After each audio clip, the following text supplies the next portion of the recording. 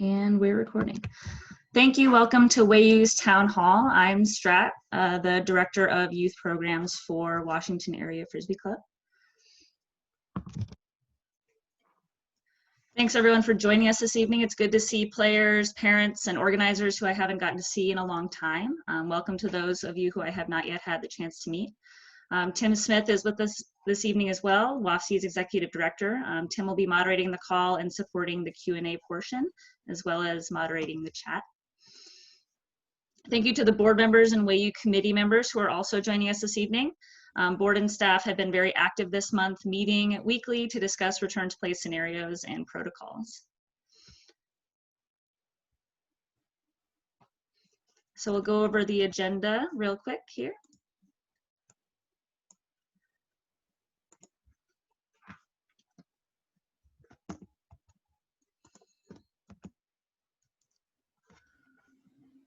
So we just did introductions and agenda. I will be starting the presentation with a COVID-19 risk management and duty of care presentation.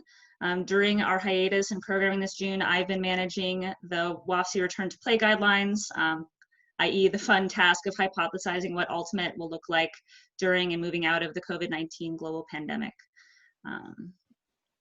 So to start tonight's discussion, I'll be presenting on risk management. Then we'll go into a Q&A portion with our pre-submitted questions, and then ideally have some time at the end for a general Q&A, which you can submit your questions in the chat, which Tim will be monitoring. Unfortunately, due to the size of the call, we'll be needing to manage time. We won't have time to hear other voices, but please feel free to use the chat to comment and ask questions. We'll have a hard stop at 9 o'clock. If we end a bit early, I hope people aren't too sad if we can jump off and have a bit more time in our evening tonight. So with that, I'll get started and cover our risk management plans. So first, just a quick introduction of what is risk management. It's the process of making and implementing decisions that will minimize the adverse effects of accidental business loss to an organization. And specifically, tonight we're concerned with losses due to COVID-19 exposure and transmission. So what we do is we identify and analyze the exposures to loss, examine feasible alternative risk management techniques, and select the most appropriate techniques. Those techniques are also known as the standard of care, which I'll be now referring to as the duty of care. To implement the duty of care, you need to plan, organize, lead, and control resources related to your duty of care techniques.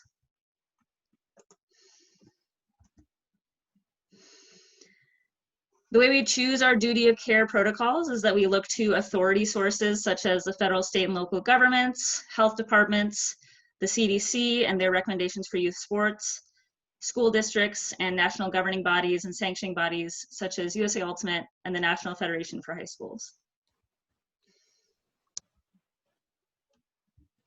The first step in risk management is to identify and analyze exposures to loss, i.e. risk factors.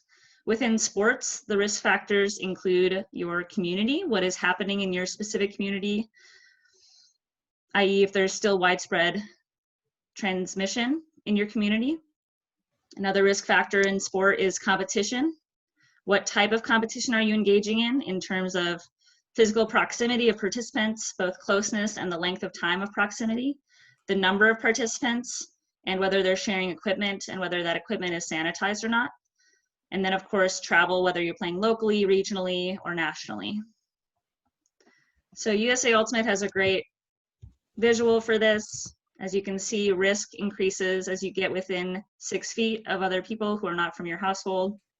Risk increases as you move from a pair to 10 to 15 people to 25 to 50 plus people at an event. Risk also increases, again, as you go from not sharing equipment and then to sharing equipment that is not sanitized. There are some sports specific risk factors. So different sports have different proximity and different length of time that the players may be close to each other and a different amount of necessary shared equipment. Ultimate, the way we knew it to be played before the global pandemic, you had to be close on the mark, you shared an object throughout the whole game, and there was lots of heavy breathing and some closeness, especially on defense. Risk factors can be team specific, the age of the player. If we have players ages 10 and younger, they may be less able to maintain social distance. And we will have players who have higher risk of developing serious disease, or they may live with other people who are at higher risk of developing COVID-19. And you want to think about the size of your team. If you have a large team, how you may need to break up that team to play. And finally, other risk factors include non-essential visitors, spectators, volunteers. That includes parents wanting to watch their player play. And it gets riskier if you travel outside of your local community to play.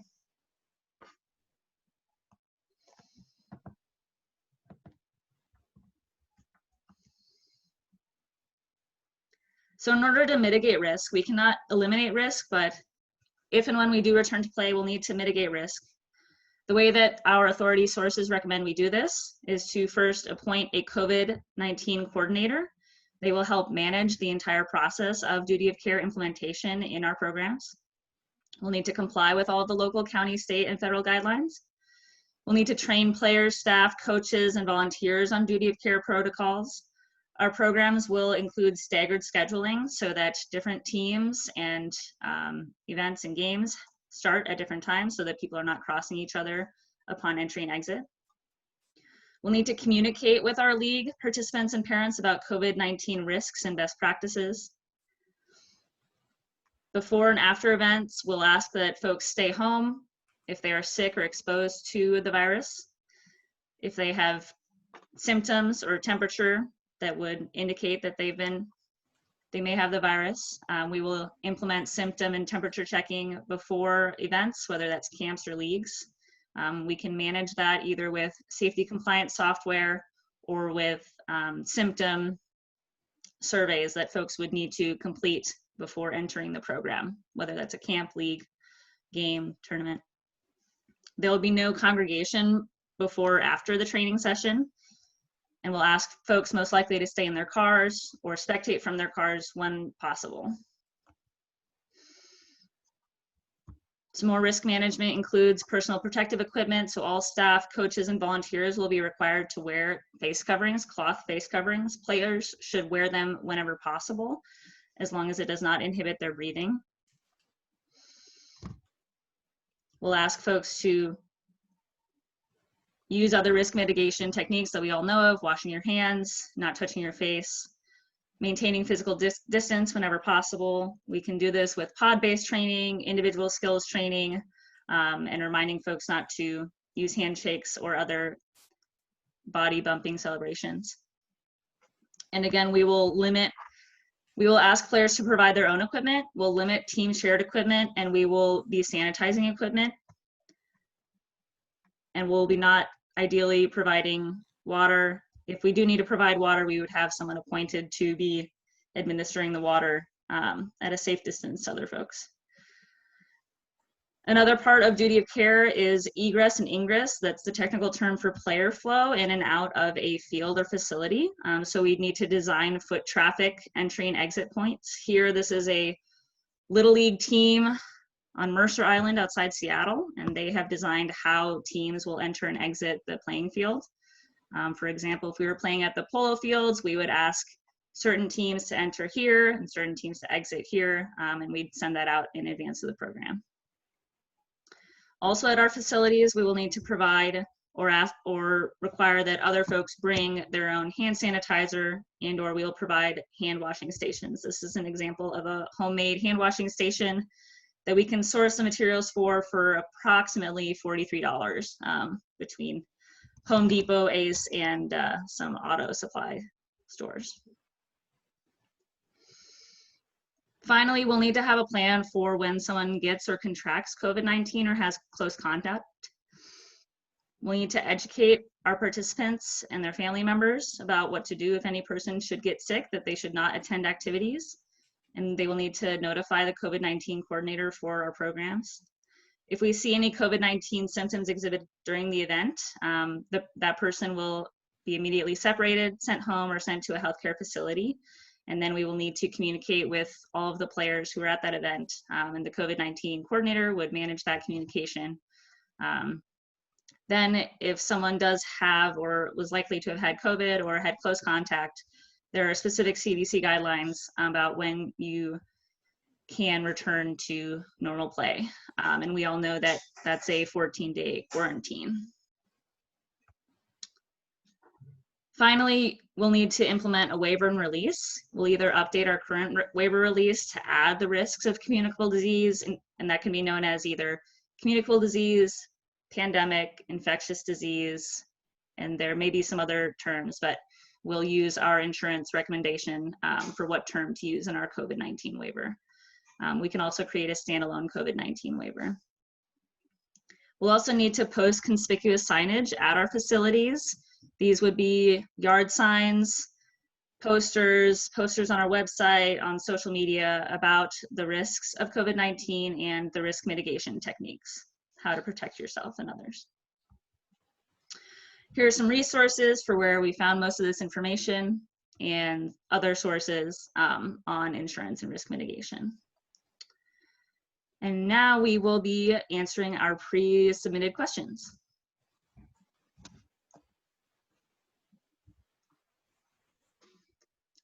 Tim, if you would go ahead and. Yeah, sure. I wasn't sure if I was asking them or if you were asking them. Oh, I can ask them to myself. Yeah. I can ask you. Yeah, question number 1. So the high school players should have an opportunity to work out together and play as much as the local government regulations will allow. How soon will you let players play? Also, are there any plans to let YCC teams play throughout the remainder of the summer and into the fall to get a jump start for next year's tournament? A similar question was asked, when will teams be permitted to practice and what will they look like? Yeah, thanks. Thanks, Strat, and thanks everyone who is on the call, and those of you who may have been on the last night's call. I should introduce myself. I'm Tim Smith. I'm WAFC's Executive Director. Before I address the questions, I just want to sort of repeat my appreciation, as I did last night, for Strat's work on all the materials that they just presented related to duty of care and risk mitigation. Strat's been working on that stuff for, it feels like, an eternity now, and obviously it's pretty challenging to juggle all the updates from the various jurisdictions in the WAFC region, and Strat's been actually presenting this information to colleagues from other national disc orgs from across the country. So Strat is on the sort of the front end of the national Frisbee community and aggregating a lot of this information, and I'm really appreciative of Strat's efforts, and I hope the community watching this right now or watching on YouTube later will appreciate both the scope of these questions and also understands the effort that's gone in to this sort of planning about what we'll have to implement and consider if and when we try to start running programs again. So I just want to repeat my appreciation to Strat for all of that good work. In terms of the question of the day, which always tends to be, when can we play Ultimate again? Certainly that's something WAFC has been facing in both the adult and youth space. I think the recent cancellation of the USCU Club Series has people even more desperate for sort of any return to play possible. We're aware of various pickup groups in the adult community that are gearing up to play, which obviously many youth and parents participate in. The official position for WAFC continues to be that we advise against any activities that might pose risk of transmission in our community. So that's the party line right now for the club.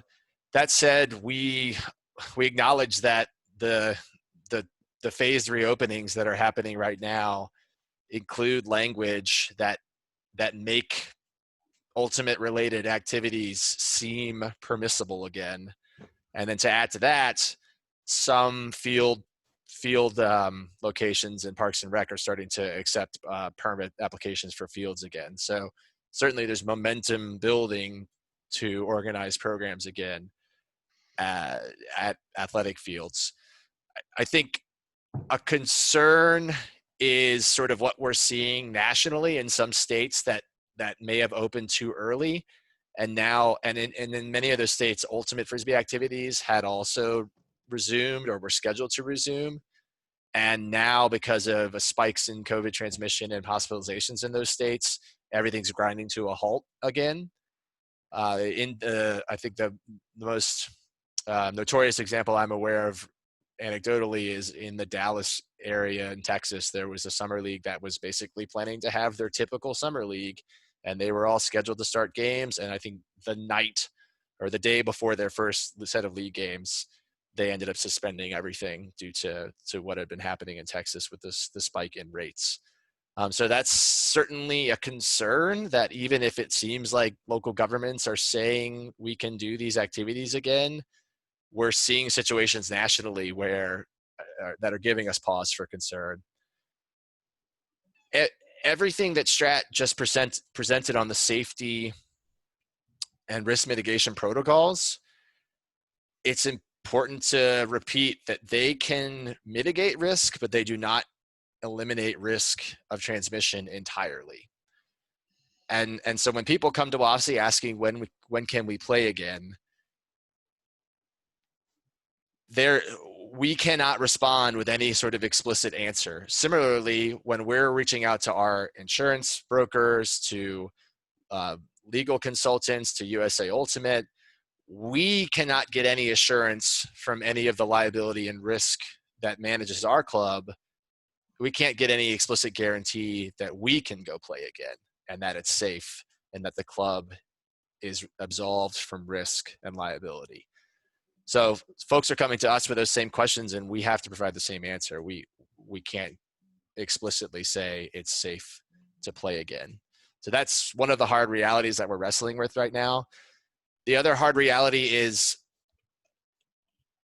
all the stuff that Strat just presented, and knowing all that stuff about what it takes to maximize safety and programming, we still have to be able to plan and implement them and have the capacity to manage all that stuff once we say we're going to play again.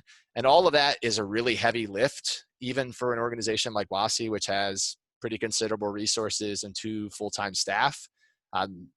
To my knowledge, there's no one else really in the DMV community, at least, that has sort of those similar resources. So that makes, I think, gives us another pause for concern about sort of the unwieldiness of a lot of what we just presented that sort of would make ultimate related activities safe. That said, there's a lot of great folks in the community who are being really thoughtful about these questions and have been reaching out to myself or Strat, sort of asking for guidance, willing to collaborate or talk about ways to maximize safety. So I think people are generally in the right place on these questions. But certainly there are also people that are raring to play pickup again. And so our concern as sort of the stewards of the regional ultimate community is that any returning to play from various groups might end up causing a setback for the entire community. And while that would be frustrating, obviously the greater concern is that we don't want anyone from our community to suffer illness or death, or the same for any of their family members or household roommates or what have you. So that's why we continue to sort of take the most cautious line that we do. I think, for speaking for myself and Strat, just personally, like, this is really tricky stuff. I mean, we're used to making sort of hard decisions about ultimate in our region, but this is in moral and ethical territory that we're not accustomed to. And I sent an article to UltiWorld a couple weeks ago that they published that just sort of, in which I tried to explain how challenging this moment is for disorganizations and sort of the ethical grounds of a lot of these decisions. So certainly we're still facing some hard questions. To the questions of when we can play again, we don't have any good answers right now, but we recognize that people's interest is there, and we continue to ask anyone to sort of come to us and sort of collaborate on guidance or thoughts or what they're thinking of, and hope that the entire regional community benefits from a cautious approach. Did you have anything to add to that, Strat? Yeah, I just want to jump in and give a quick note that there's a last question that we'll be talking about, what we're planning for programming in the next 2 to 3 months, and then what that could look like afterwards. So look forward to the last question. We'll talk about the programs we'll be implementing, and how a phased return to play could probably look like. Cool. All right, did you want to read question 3 as well? Number 3, what does fall schedule look like now for local high school experienced players? Right, and I should say, by the way, for anyone who did watch or participate in last night's call, I'm repeating a lot of the same talking points because obviously a lot of this stuff is universal to the youth world and the adult world. So I apologize if I am repeating myself. I'm trying to use the word a lot less after listening to myself last night. So maybe that'll be the biggest difference. In terms of fall programs, obviously we have not announced officially that we're doing anything with fall yet. That party line is still the same, that we're not sort of recommending any activities that might create risk of transmission. But in terms of what programs will look like if and when we do them again, whether it be adult or youth, the obvious answer, the most honest answer is we just don't know. What we do know with some confidence is that not everyone would immediately come back to play. And certainly that would greatly depend on when we decide to come back to play. But we would expect that only a percentage of our previous membership would immediately return when we do decide to play. Anecdotally, we know from other disc orgs that had summer pre-registrations even before they had formally canceled summer leagues. I think something like 25% was the sort of the average percentage that we heard of registrations for this summer compared to previous summers. So if that's any indication for us, we would expect a pretty small percentage to come back across our entire community when we start running programs again. When we are considering programs, we would certainly use all the tools we can use in terms of pre-registrations and non-binding registrations to try to get a pretty accurate interest list on programs so that we would have the best possible understanding of what we can do. That said, a lot of our challenges that we already face, we would still face. So questions over field availability for WAFC would still be there. We would be facing a new sort of challenging question over program and participation fees and costs. So obviously there would be a big impulse to generate cash flow again once we're ready to resume programming. But we also have to recognize that the pandemic has put a squeeze on a lot of people, including in our own community, and people may have economic barriers to participation when we're ready to come back. And additional to that, in this moment in time, we're certainly concerned about the concerns that marginalized groups are facing in return to play. And we would want to be extra thoughtful that whatever we end up doing with programming, we are not pricing marginalized groups out of coming back to Ultimate or getting into Ultimate for the first time. So that's certainly another consideration we'd be dealing with. I think everyone is so desperate for a return to normalcy, and it's hard to guarantee that WAFC or WAYU programs will ever be the same again. I think some things are going to be different no matter what. That said, I think there is an opportunity coming out of this that's a bit of a clean slate, and we'll have some opportunity to remake programs or create new programs or do things with programs that we might not have been able to do or hadn't considered prior to the pandemic for various reasons. So there is an opportunity to that, to redo things in ways that make more sense moving forward. In broadly speaking, backing up, so WAFC is in the midst of an ongoing strategic planning process that was thrust into limbo when the pandemic hit, and many of you may have contributed to those surveys that were floating around last year, and if so, I appreciate your feedback toward the club.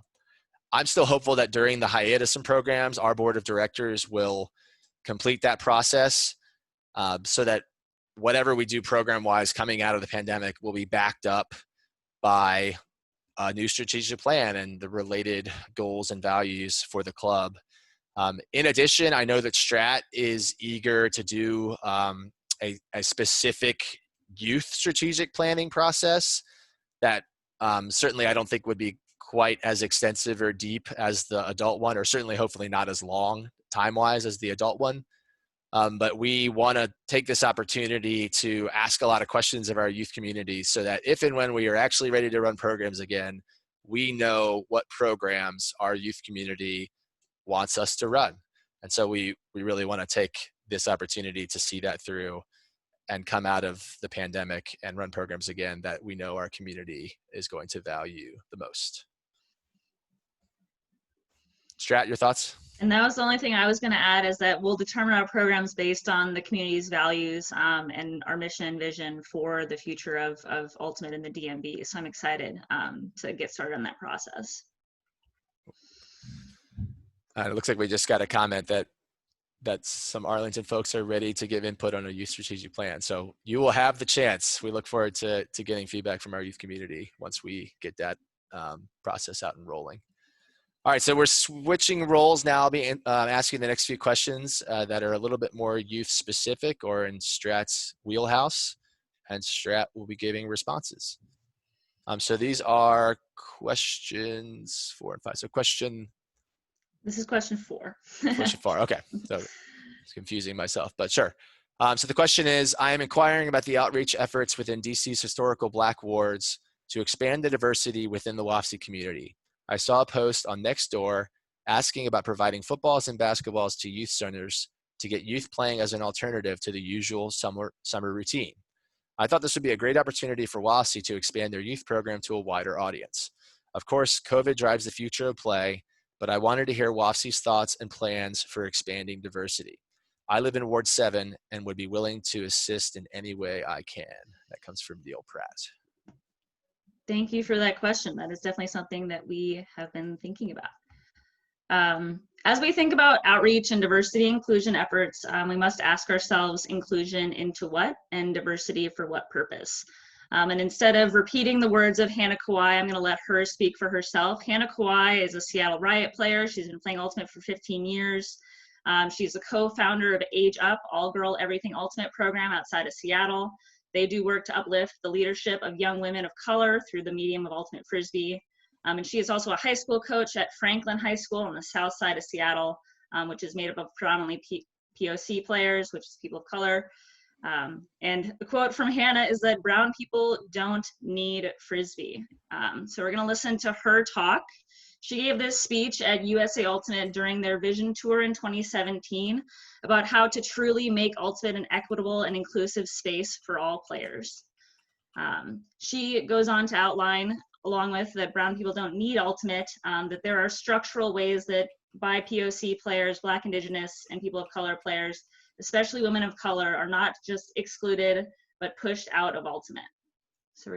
So Hannah says that the emphasis overall in the sport on high-level play at the expense of investing in local public school programs, that excludes and pushes out people of color, and especially girls and women.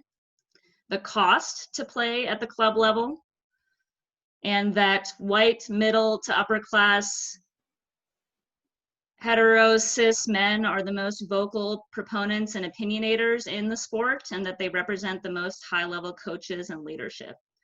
She asks that we really ask ourselves, really, why do we want this sport to be more equitable?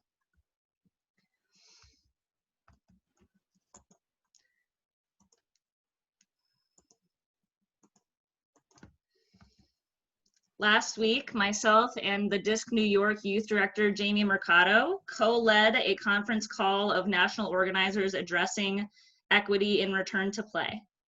The key takeaways from that conversation and action steps in regards to equity work in Ultimate were to start with yourselves. These are quotes from the NAACP webinar on sports and social justice that they put out in celebration of Juneteenth. The commentators on that call said, first, fix yourselves. It's the biggest first step, so that when you develop ideas that are going to be implemented in a community, that they work for that community. Get your own house in order. Allow people to seek and engender their own destiny. Set standards and goals that you will actually accomplish. So here are the action steps for doing equity work, and that we will hopefully begin the long process of, but that it's not a quick process. It's not something we can do by next week. We first must diversify our board, create an equity fund, hire outside part-time DEI officers or consultants, offer regular equity trainings for board and staff, including anti-racism trainings and other equity and inclusion trainings. We must establish a racial equity task force. We must develop an equity and inclusion statement.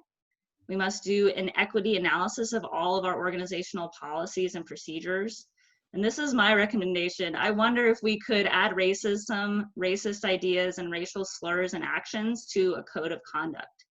We would need to be ready, willing, and able to enforce something like that. So I could go on about the anti-racism work we could do. We need to invest in the leadership, especially women and BIPOC leaders within our community, and bring them to the front of these conversations. We need to expand our coach training and add anti-racism and cultural competency training to our coach trainings. We need to invest in relationships, so it's not just what I like to say, or what I learned recently from the Triangle Ultimate organizer, Tristan Green, they switched their language from outreach to partnerships, not doing community outreach, but building community partnerships, having a partnership with a rec center, a community center, a boys and girls club, and that it be a long relationship and that's dependable and consistent. So similarly, yep, prioritizing deep, sustainable community involvement over one-off clinics, partnering with schools and those community centers, developing real, authentic relationships with local leaders and training them to teach and coach Ultimate. So I can send out either my equity and returns play slides, or we'll send out this slide deck itself if you're curious about those action steps.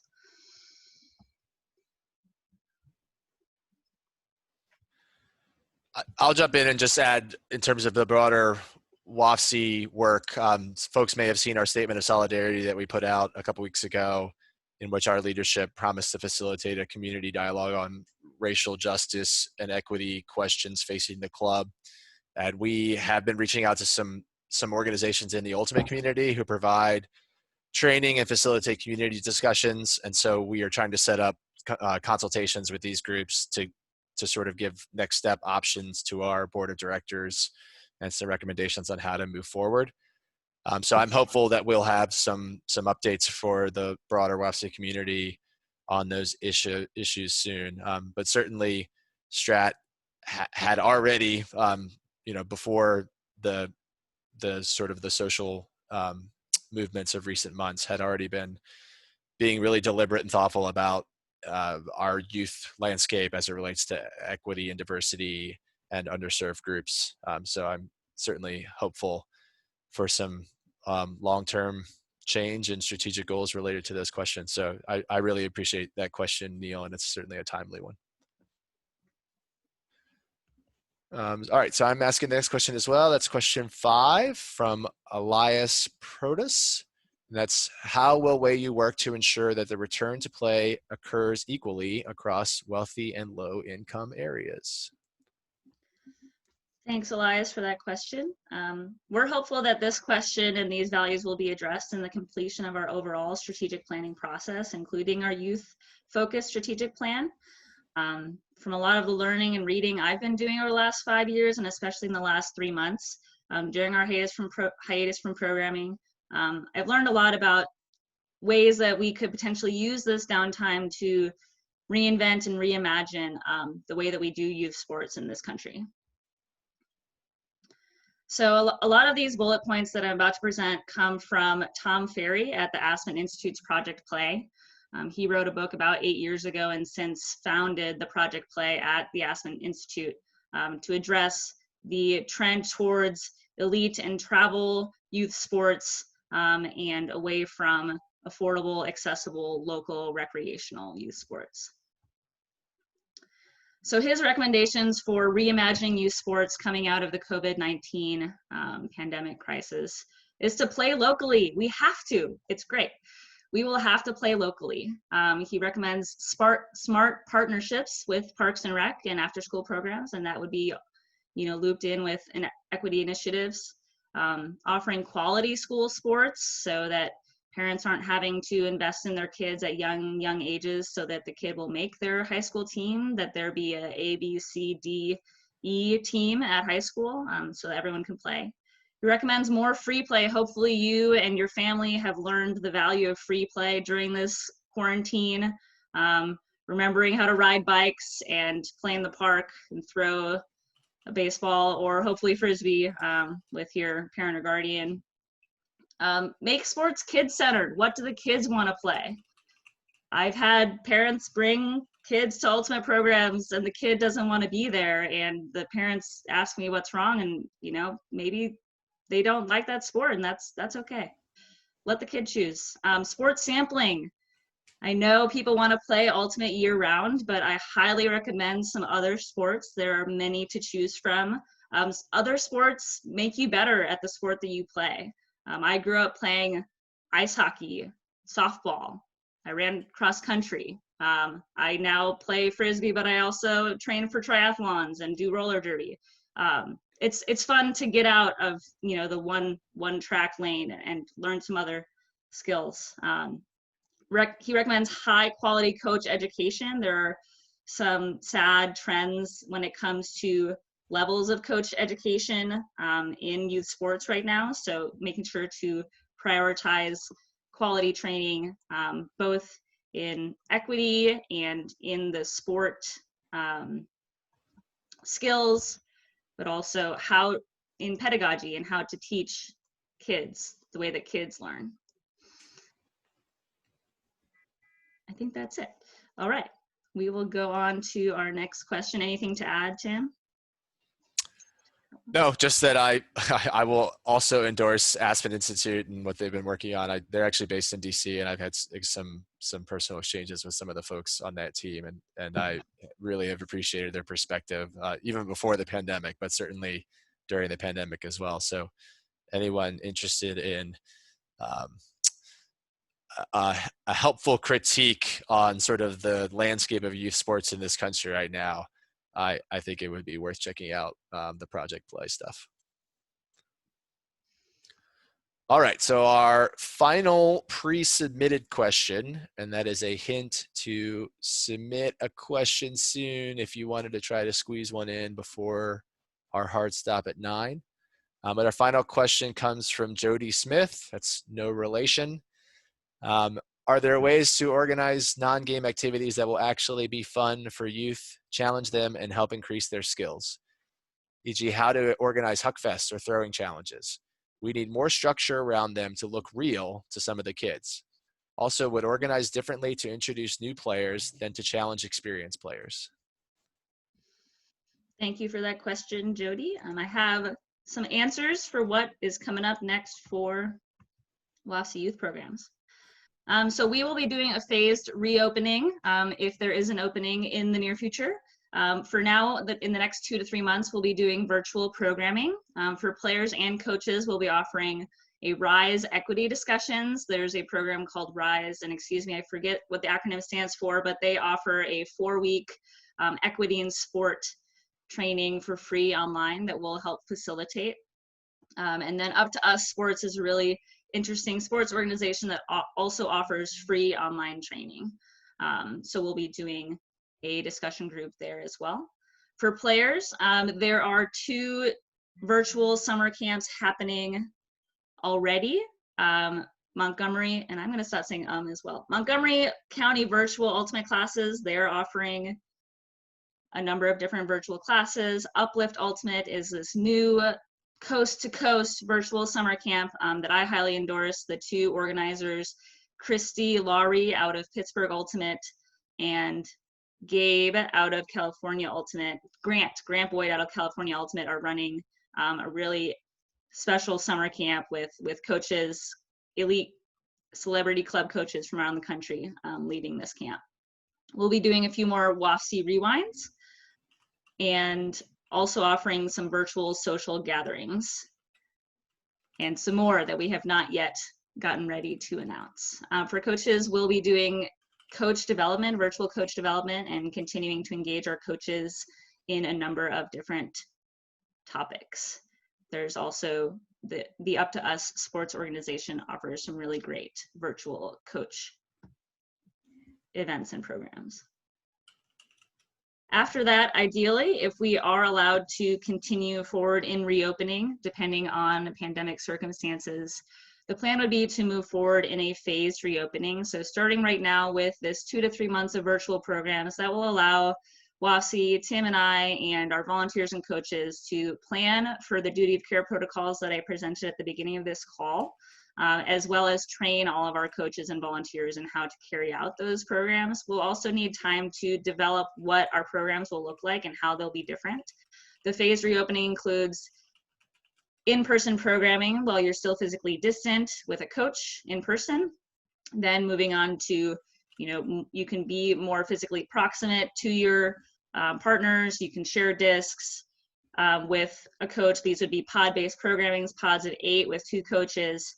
And moving forward with the phase reopening, then you could add 2 pods that practice together side by side. And then you could add pods that scrimmage against each other, and moving and growing further and further until, if we're in a phase of our public health where we can allow local teams to play against each other, allowing 2 different teams that practice independently to then compete against each other. So that's a teaser of what some of the phase reopening could look like. Any questions from the chat? No, not really. Not yet, at least. I wanted to add that, Rebecca may have just sent one. I wanted to add that WAFC, in addition to the virtual programming that Strat will be developing and offering in the months ahead, and our hopes and dreams for phase reopening, WAFC is going to also explore just all sorts of alternate programming that will not be ultimate, but will be hopefully disc related and maybe a lot safer and more practical to implement in the months ahead, depending on our program hiatus. So certainly we will be doing outreach to our community, adult and youth, to engage interest in various forms of alternate programming in the months to come. So Rebecca has asked, I observed you both use the terms if and when. Is there a scenario where WAFC never returns to play? That is a pretty heavy question, Rebecca. I will try to hip fire an answer. I think that, so one of the questions we got last night was similar and slightly more financial in nature. We had a pre-submitted question about sort of how WAFC's position was financially, especially given the information and the recent update that USAU is furloughing staff for the next month or so. So I think people in our community are seeing that if it can happen to USAU, they are curious and or concerned about sort of WAFC's position. I'm happy to say that financially at least, WAFC is still in a pretty strong, resilient position. And our board of directors has guaranteed mine and Strat's positions through the end of 2020. So that's for another 6 months. So that's great. Obviously that's great for us, and that's great for the club that we'll still have 2 full-time staff addressing all these return to play questions, and also helping to make sure that our board can focus on governance issues and the strategic planning priorities that I've already referenced, or Strat has referenced earlier.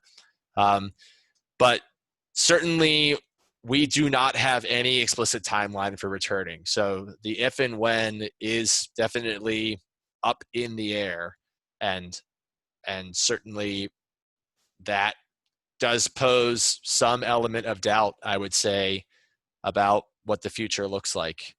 It is very difficult to offer any guarantees about what WAFC's directly sponsored programs will look like in the foreseeable future. And that is why, again, we keep encouraging folks to be really thoughtful about their own return to play, and hoping that if we are all cautious and deliberate as a regional community, then with any luck, fingers crossed, and PSA, please wear your masks. With any luck, we'll all be coming back to play on a sooner timeline. WAFC, the organization, is not going anywhere. I just think it's a question of if the cash flow situation is extreme and prolonged enough, we may be facing hard decisions ahead where the board might have to consider scaling back on staffing or furloughing staff or destaffing.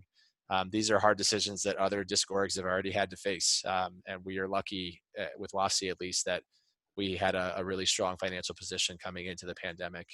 And that gave us a little bit more breathing space before having to face those very hard questions. So I understand the question, Rebecca. It makes a lot of sense. Certainly, I don't have any time-based answer, but I think we are still feeling, Strat and I are still able to do our work and work hard on a lot of these questions that are facing the club and on the information that we presented tonight. And certainly when we are able to consider playing, we hope to be as ready as possible through the work that we've been compiling over the past couple of months. And I think a big piece of it, and Chris Gill shared with me privately, but it has to do with a vaccine. I guess not to get political, but as we've seen, just as Tim mentioned, with rates in Texas going up and people trying to open up leagues, I'm just concerned about rates going up in other states and people moving around this country. So I think it depends on some national leadership and some national science. So one other thing I'll add is Strat and I have been in more constant and frequent contact with our colleagues from across the country and various other disc organizations who are obviously all facing these same challenges. And so that collaboration has been great in terms of just staying up to date on any substantive update facing our sport, whether it be sort of changes in insurance coverage that help provide more confidence of a coverage, updates in sort of the legal space on sort of what lawsuits are coming out and about related to COVID transmission. Certainly, obviously, we receive updates from USAU when they send those, but our ears are pretty close to the ground, probably closer than they ever typically would be, on just what's going on facing Ultimate nationally.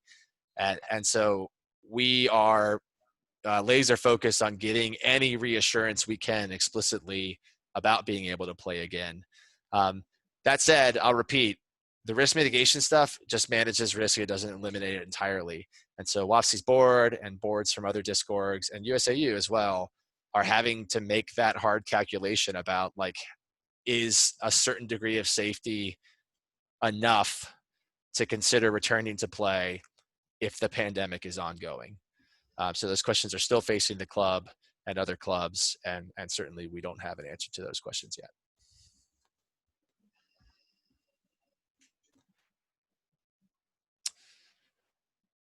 All right, I see there's some chatter going on in the chat about that same issue too, and Amy Yam has pointed out that other national sports organizations and governing bodies have had some financial solvency issues, and so yeah, I think that is the entire amateur sports world is certainly in a challenging spot, and so we're hoping for the best and being cautious and certainly not wanting to be a part of the problem and cause a further delay to getting back to full programming.